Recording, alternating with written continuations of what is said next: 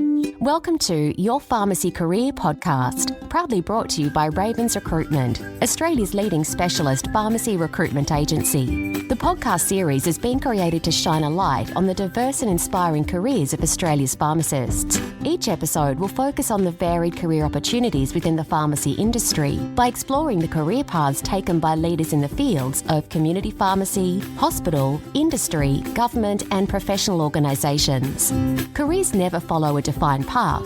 Everyone's story is different and unique in their own way. The podcast series will help you discover the world of opportunities that exist and reveal pathways to achieve your dreams and aspirations.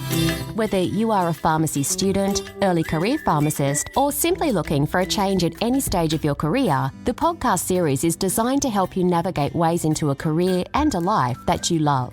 Your host of the podcast series is Ali Su. Ali, herself a pharmacist, is now the founder of Global Pharmacy Entrepreneurs and a passionate advocate for pharmacists to grow, innovate, excel, and make a lasting impact in the world. It's now over to our host, Ali Su.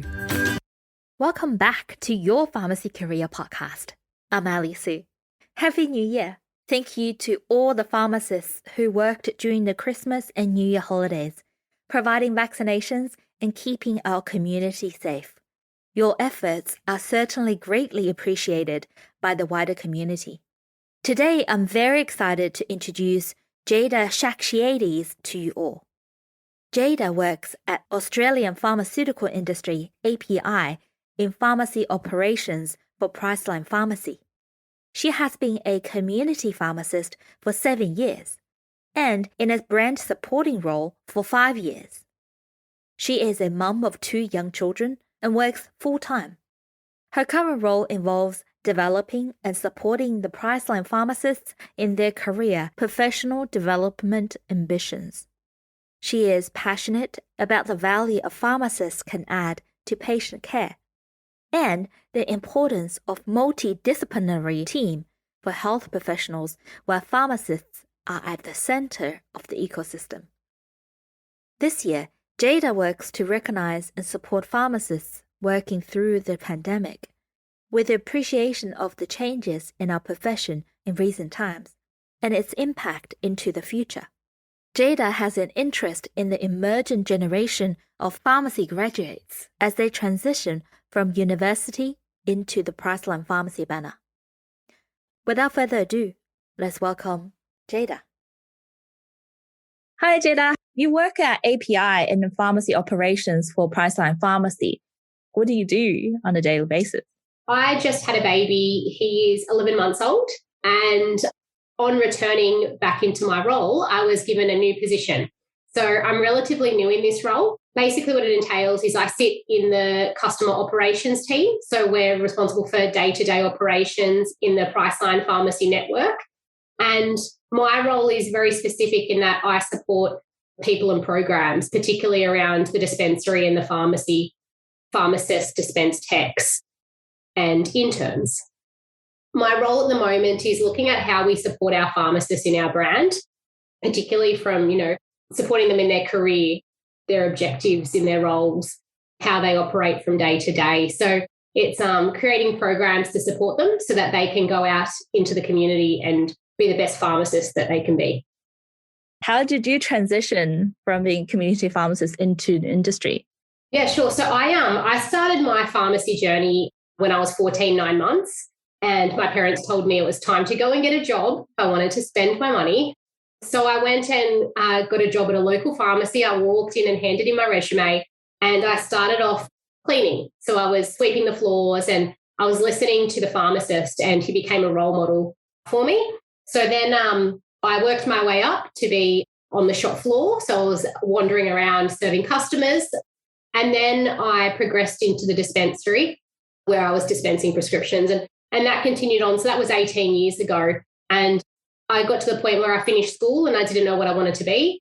And my boss at the time, I was still working part-time in the pharmacy, and he said, why don't you become a pharmacist? It's a great career, you'll meet so many people and you'll change lives, is exactly what he said. So I looked up to him and I trusted him. So I went and applied to be a pharmacist. And I did that I did a Bachelor of Science first, because locally we don't actually have a pharmacy school. So I went and studied science, and then after qualifying, I completed that degree, and then I went and did a Master of Pharmacy.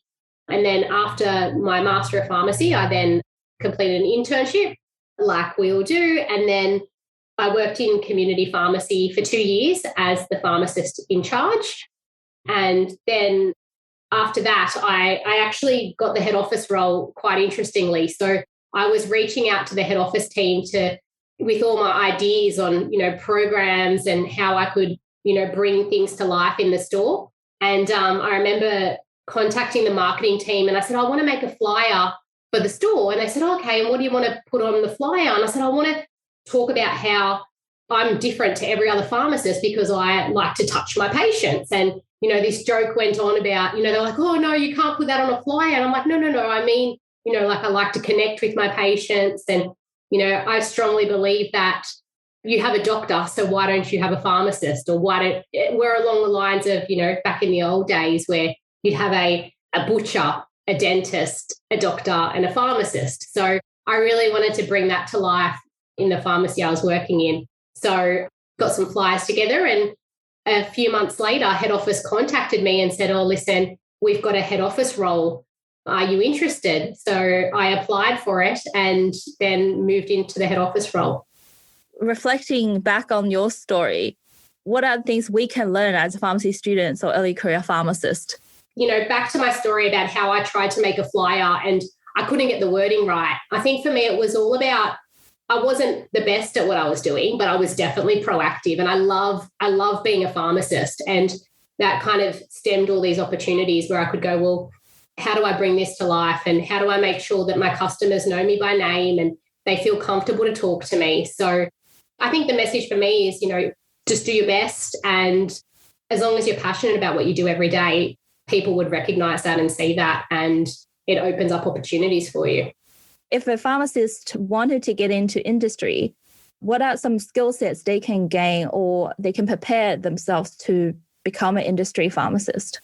Yeah, sure. I think communication skills are really important. The fact that I was a pharmacist was a bonus because I could understand how pharmacy operated. So the way that our dispensaries operate and the way that we provide service to our patients. So all those skills that we have as pharmacists were, crucial to my role. Communication skills are really important as well. So being able to, talk to different people from different groups and understanding the relationships that you hold with different people and different stakeholders, I found really important. I also, on getting my role in the support office, I went and completed a EMBA to further my business skills because I recognised that I didn't have those and there were gaps in my knowledge. So I went back and did some further studies. I did 2 years while I was working in my support office role so I could gain those skills. So what does the future pharmacy world look like from your point of view now you're the pharmacy operation manager? Yeah, so I'm really excited with where pharmacy is heading. I think that COVID, I'm going to use the C word, has really pushed our professional boundaries. I think that we're doing so much more now, and I think the community really appreciates all the additional work that we're doing. And I think for me, it's being an advocate for this. I'm really fortunate and grateful to be able to stand alongside my fellow pharmacists and be able to say, you know what, we can do so much to support the community. And I think that, the progression and those boundaries that we've pushed in the past 2 years has been such an increase and improvement in comparison to, what we've done in the last, 10 years. So I think COVID's really given us the opportunity to be the health professionals that we are. And I think that's really going to bring forward my aspirations of having people having a pharmacist, like they have a butcher or a dentist or a doctor. And I think as well, from a career perspective, one of my interests is, pharmacists and their careers and supporting them. I think that there's opportunity for us to continue on this trajectory. And a focus of mine is where pharmacists can develop a special interest in a field. So I'm really passionate about pharmacists, community pharmacists, but also hospital, having the opportunity to be a specialist or have a special interest in a field. And for me, that's dermatology. I think I'm really passionate about dermatology. I love wounds and I love dressing wounds and when customers come in and patients come in, I'm always the first one there. So I'm looking forward to seeing where our profession heads in relation to special interests and how we can further support the community in the future. We see many pharmacists dropping out of pharmacy, go on and do other degrees and leaving pharmacy profession. What are your thoughts on that? I am reading a lot of that. And part of my role is connecting with pharmacists and talking to pharmacists and understanding where they're at in their career. And I understand that, we're all fatigued and we're all exhausted. But I don't think that's just specific to pharmacy. I think that all industries are quite tired and exhausted. But, it's like going through pharmacy at university. It's not easy. And providing the level of support and care and being responsible for patients' health isn't easy. And I know that sometimes, it's looking at the other professions and going, well, is that a better opportunity? But then I talk to other pharmacists and they just tell me how rewarding it is that their patients come in and thank them. And there's no other profession like you look at our profession and we see patients 5 times more than the doctor sees them. And there's so much opportunity there to build their relationship with them. And some of my patients come in and go, I wanted to ask you this, and this. I've asked my doctor, but I want a second opinion. And little comments like that are so rewarding. And sometimes I think we forget to stop and go, oh, you know what? That's really nice. They really appreciate me. You can often get bogged down in all the other stuff. So I guess my advice is, take every day as it is. I think that a lot of people do recognise that we are a really important profession and what we do is really rewarding. So be kind on yourself and also take the time to enjoy those little wins where, they come into you first because they trust you or they know you by name or they'll wait for you because they want to be, served by you or supported by you or, that conversation where it's not even pharmacy related, but they just want to tell you that their kids started school or their daughter's down on holidays. It's all those little wins I think we have to kind of come back to, particularly now when everything's so stressful and it's so dynamic and we don't really know where we're headed. For a lot of us feeling lost, what are your thoughts? Yeah, I think I didn't make the conscious decision to move to industry. It wasn't that I was a community pharmacist and said, I really want to move into industry where I'm in a support office role.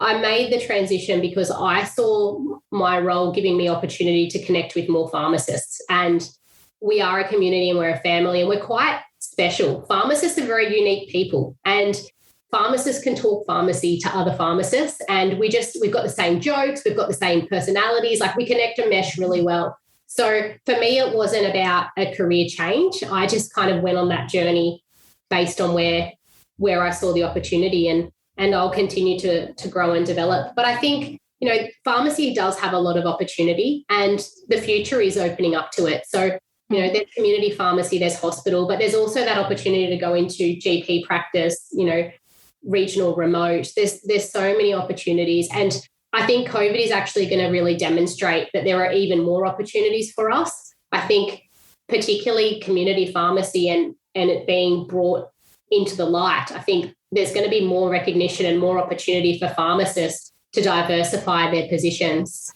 So I think this is just the beginning of a lot of great opportunity for pharmacists. And, particularly us at the support office at Priceline, my role is to focus on supporting pharmacists in their careers. So I'm particularly interested and focused on that. And I think, that's a direction that the future is going. It's how do we make sure that our pharmacists and, our pharmacy teams are getting job satisfaction. They're having a great long tenure where they're enjoying what they do. So, having pharmacy is, I think, something that's really rewarding. We just have to kind of continue to push forward and advocate for where we can see ourselves in different fields. I want to come back to communication skills. You said it's really important, both as a community pharmacist as well as being in industry. So if we want to improve our communication skills, do you have particular advice to help us to do so? What I did is I used to practice on my patients. So I used to listen to what they tell me and then repeat it back to them and then gauge how they'd respond to me. So I was always testing them. I think it was the scientist/pharmacist in me. So, they would tell me something and then I would repeat back what I thought was important. And then I would look for their cues to see whether I said the right thing or whether I've missed it a little bit. And that was the basics for me, is making sure that when someone told me something, I was able to take that information, recognize it, break it down, and then repeat it and make sure that I got it right. And then from that, I built on it. So I continued to practicing with my patients. And then I built on it to talk to different stakeholders. I would talk to mentors. I would talk to people from different industries. So you mentioned that some people are really interested in, whether another industry might suit them better. So I did that. I went and spoke to people in business and accounting and all other different professions. And I gauged what they were doing and how they were communicating. And I just slowly adjusted the way that I communicated and spoke based on the feedback that I received from them. When the pharmacy is really busy, we don't have a lot of time to engage with the customers. How can we improve quality of care? Yeah, I think it's very difficult because we are so busy, and it's hard to say, well, you do this and this is a solution. But what I do try and do is when I do have the opportunity, I take it. And, you don't always get the opportunity, but it's about small, gradual, little steps rather than trying to achieve big chunks, because we are so busy and there are so many things we have to do. And, you get tired, and sometimes you just go back into your safe space when you're tired. So I just try, and where I see the opportunity, I remind myself and go, okay, I'm going to try and see how I can improve my communication with this patient. But you can't do it every time. And, sometimes it quiets down when you have the opportunity. Was there any other advice you want to leave us? Yeah, definitely. I think for the intern pharmacists and the pharmacists in pharmacy school, I think it's really difficult right now because our industry has been disrupted by COVID. And it's really hard to know what you're going to get when you get out into the workforce. But I think as long as you apply what you've learned and be passionate about what you do and look to further develop yourself and see opportunities when they come to you, you'll succeed. Our business is looking at supporting graduate pharmacists because we recognise that, in your graduate year is where you hold all this amazing knowledge. And I remember how much I knew walking out of pharmacy school. And then, as you apply it, you have to then, do research and look into things, and you're not as fresh. So we recognise how valuable graduate pharmacists are. And we're investing in graduate pharmacists and trying to make sure that they have long, happy, healthy careers and career progression and pharmacist tenure. Like, it's really important to make sure that our pharmacists are staying in the industry and they have opportunities to grow. So I do a lot of interviewing and talking to pharmacists, and a lot of them say to me, well, what's my next steps? I'm a pharmacist now. So I think, what I would like to do and a career goal for me is to help pharmacists create a special interest. And like I've got a special interest in wound care, and I really enjoy that. And I think that pharmacists can provide so much more opportunity there. But there's so many other different areas that pharmacists could have a special interest in or a specialisation in, whether it's cardiac or it could be anything. It could be baby care. So I think find something that you're passionate about in the industry and grow and develop that skill, and it will keep you focused and it will keep your career bright and light, and you'll continue to enjoy it. And then for early career pharmacists, I'm still an early career pharmacist. So I'm 7 years in.